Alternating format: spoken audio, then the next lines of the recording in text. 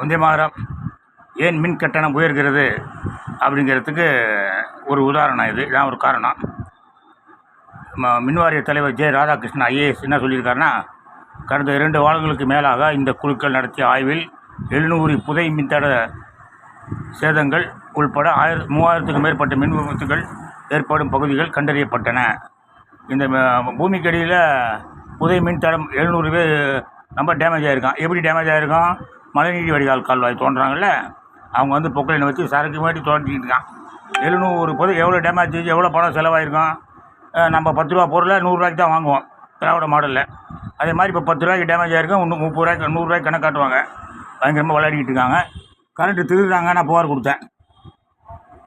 மழைநீர் வடிகால் கால்வாய் வேலை செய்கிறதுக்காக 6/8/2022 மேலாப்பூர் இன்ஸ்பெக்டருக்கு புகார் கொடுத்தேன். ஒரு சிஎஸ்ஆர் போட்டாங்க. இப்போ சமீபத்தில் அது க்ளோஸ் அப்படின்னு வந்துடுச்சு.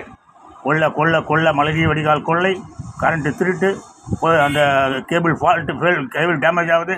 கேபிள் டேமேஜ் ஆச்சுன்னா அரசு சொத்தை சேதப்படுத்துறதுக்காக எவன் டேமேஜ் பண்ணானோ அவன் மேலே எஃப்ஐஆர் போடணும். அதெல்லாம் நாங்கள் போட்டிருக்கோம் இந்த காலத்தில். இப்போ அதெல்லாம் போகிறதே கிடையாது.